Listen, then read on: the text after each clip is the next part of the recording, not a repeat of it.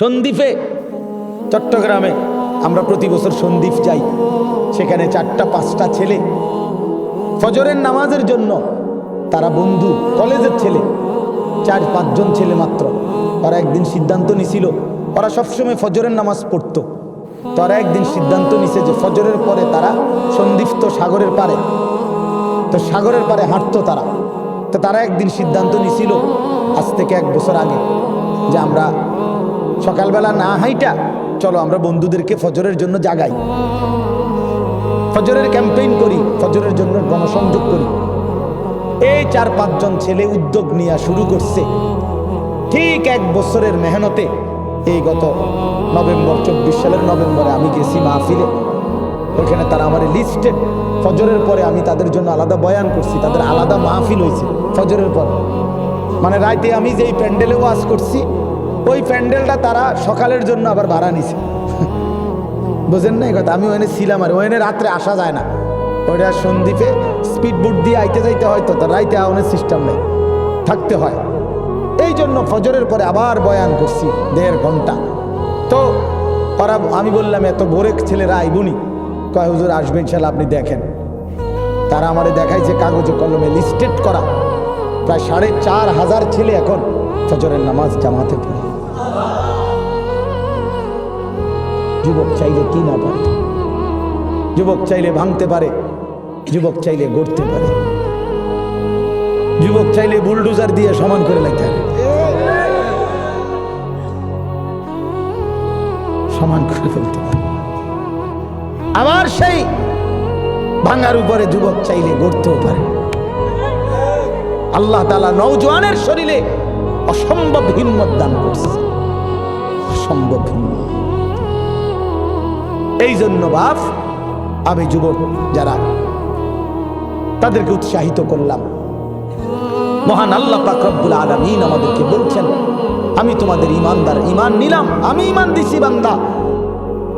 আমি গত বছর যখন তাবলীগের সফরে ছিলাম দিনাজপুর জেলায়, গত বছর আগস্ট মাসে 72 বছর বয়স্ক একজন হিন্দু লোককে কালেমার দাওয়াত দিছিলাম। ওনার 2 ছেলে মুসলমান, ওনারে আমি 2.5 ঘন্টা কালেমার দাওয়াত দিছি। আমরা 3 জন আলেম মিলে কত অনুনয় বিনয় করছি, কাকুতি মিনতি করছি, কাঁদছি, চোখের পানি ফেলছি। একটা বার চাচা কালেমা পড়েন, আপনার ছেলে মুসলমান, ছেলের বউ মুসলমান, আপনার নাতি নাতনি সব মুসলমান, আপনি এখনো বসে আছেন কেন? আহা, এই 72 বছর হয়ে গেছে। বুড়া মিয়া কয়, আমি না, আমি ওটা বলবো না, বলে নাই। আমি আমার সাথীদের কাছে, আমার 26 জন সাথী নিয়ে চিল্লাই গেছি, 16 জন আলেম, এক চিল্লা সফরে 950 মানুষ আল্লাহর রাস্তায় বের হয়েছে চিল্লার জন্য। আলহামদুলিল্লাহ, আল্লাহই করাইছে। তো বলতেছিলাম, আমি সাথীদের কাছে এসে বলছিলাম যে দেখেন, 72 বছর বয়স হয়ে গেছে, এক আল্লাহর বান্দা, তার জবান দিয়া কোনোদিন তার মালিকের নামটা বের হয় না। আমারে আপনারে আল্লাহ তাআলা কত বড় তৌফিক দিছে যে আমরা কত 1000 বার, 1,00,000 বার কালেমা লা ইলাহা ইল্লাল্লাহ মুহাম্মাদুর রাসূলুল্লাহ, এটা যে আমরা পড়তে পারি, পড়তে পারছি, এই সৌভাগ্যের কৃতজ্ঞতা কি? এটা যদি আল্লাহ আমগো জবান দিয়ে কোনোদিন না বলাইতো। কথা বলে না বাপ? এই ছেলেরা মিয়া, এই আব্বা যারা নামাজ পড়ো না, আরে না ফরমান, তুই যদি হিন্দুর ঘরে জন্ম নিতি,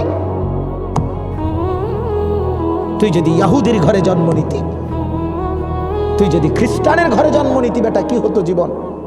যদি কোনোদিন কালেমার আহ্বান না শুনতাম।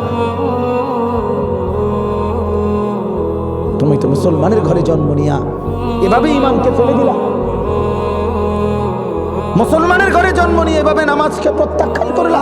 ছি ছি ছি ছি, তোমারে দেখে তো হিন্দুও হাসবে, তোমারে দেখে তো ইহুদিও হাসবে, তোমারে দেখে তো খ্রিস্টানও হাসবে, যে দেখছো ওই নাকি শ্রেষ্ঠ জাতি, ওদের ধর্ম নাকি শ্রেষ্ঠ ধর্ম, ওদের ধর্ম কোরআন নাকি শ্রেষ্ঠ কিতাব, ওদের শ্রেষ্ঠ ধর্ম ওদেরই পছন্দ হয় না, ওদের শ্রেষ্ঠ কিতাব ওরাই পড়তে পারে না। তো এটা কিসের শ্রেষ্ঠ? কথা বলেন না? তাহলে তাহলে আমি তো আমার ধর্মের অপমান। কথা বলেন না, আমি আমার ধর্মের অপমান না, আমি আমার কোরআনের অপমান। এজন্য তোমরা যারা বেনামাজি ছেলে, তোমরা ধর্মের অপমান। তোমাদের যাদের চুল বেঈমানের মতো, তোমরা মুসলমান ধর্মের অপমান। তোমাদের কারণে আমার ধর্ম লজ্জিত, তোমাদের কারণে ধর্ম বেইজ্জতি হয়েছে। তোমরা ইসলামকে অপমানিত করলা, আল্লাহকে অপমানিত করলা, আমার নবীর শ্রেষ্ঠতম 23 বছরের আদর্শকে তোমরা অপমানিত করলা। এই অপমানের বিচার আল্লাহ করবে, মনে রেখো। ছেড়ে দিবে না বাপ। আল্লাহ কোরআনে বলছে, বান্দা আমি 1 সেকেন্ড ছাড়বো না, আমি হিসাব নেব। তুমি আমারে কি মনে করছো বান্দা? বাদ্দুকে খাওয়াইছি দেখিয়া তুমি মনে করছো আমি মাতি না? হ্যাঁ, কিটা মনে করছো? এ পেশাব পায়খানা আর ভাত তুমি মনে করছো আমি কিছুই বলবো না, কিছুই বলবো না। তুমি জানো না ফেরাউনকে শোয়াইছে কে? তুমি জানো না কারুনকে শোয়াই দিছে কে? তুমি জানো না নমরুদ সাদ্দাতকে নিশ্চিহ্ন করে দিয়েছে কে? তুমি শোনো নাই? তুমি আন্দাজ করো নাই আমি আল্লাহ কেমন? এই পৃথিবীর কত অবাধ্য জাতিকে আমি আল্লাহ ধ্বংস করে দিয়েছি, শোনো নাই? কই, গোটা পৃথিবীর সমস্ত আধুনিক প্রযুক্তি থাকার পরেও তো বাবা আমেরিকার ওই বেঈমানরা, ক্যালিফোর্নিয়ার লস অ্যাঞ্জেলস তাদের একটি স্টেট আগুনে দাবানলে পুরে ছাই হয়ে গেছে। লক্ষ লক্ষ কোটি কোটি মিলিয়ন বিলিয়ন ডলারের এক এক বিল্ডিং। আপনারা মুরব্বীরা মিলিয়ন বিলিয়ন ডলার কি তাই বুঝতেন না? কয়টা আপনি 1 মিলিয়ন বিলিয়ন ডলার কত টাকা? কমপক্ষে 300 টাকার বেশি। মানে আপনি এটি বুঝতেন না, টেহাইনি এটা বুঝতেন না। কথা বুঝছেন কিনা? হ্যাঁ, আমরা কিতাবে পড়ছি এক বুজুর্গকে, হ্যাঁ, একটা জিনিস দামি ওনার কাছে ছিল, তো ওনার কাছে বলছি এটা আপনি বিক্রি করে দেন। কত মূল্য? উনি বলছে 100 দিরহাম, 100 টাকা। তখন উনি যখন বিক্রি করে দিছে, ওনারে 100 দিরহাম দিছে। তো অন্য কেউ ওনারে পরে বলছে, হায় হায় জনাব, আপনি তো বহুত বড় ঠকছেন, মাত্র 100 টাকা দাম চাইলেন, এটার দাম তো আরো অনেক।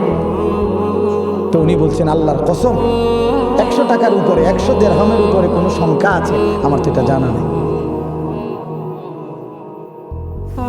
আমার তো এর উপরে কিছু জানা নাই। আমার মেজো বোনের বিয়ে যখন হয়েছিল, মেজো বোন, আমি তখন প্রাইমারি শেষ করে মাদ্রাসায় ভর্তি হয়েছি। এই সময় আমার বোনের বিয়ে হয়েছে। তো বোন জামাই যখন ওই আগে ছোটবেলায় বিয়ের দিন বোন জামাই যখন আসছে, তখন শরবত খাওয়াইছি যে গেইটে নাকি, তখন কিছু টাকা দিতে হবে না, যে শরবত খাওয়ায় তারে। তো আমার 100টা টাকা দিছে উনি প্রথম। তো এগুলা নাকি ওনার কাছে আরো টাকা ছিল, তো এগুলো ওই আরো একটু সাফাসাফি করলে আরো দেয়, আরো কিছু দেয়, না মানলে আরো দেয়, এমনি এমনি নিয়ম ছিল। আমার 100 টাকা দিছে, আর এটা দেখে আমি একটা দৌড়ে আইয়া লাইছি। আমার পুরো মনে আছে, একেবারে কসম, আমার পুরো এখনো মনে হইলো আর এই কথাটা। আমার একেবারে আমার ভাই, চাচাতো ভাইটাই বা অন্যরা এত দমকাইছে, বেউকুফ 100 টাকা লইয়া দৌড় দিয়ে আইয়া লাইছ। আমি বলছি, আমি তো আসলে এর চাইতে বেশি টাকা জীবনে আর দেখিই নাই।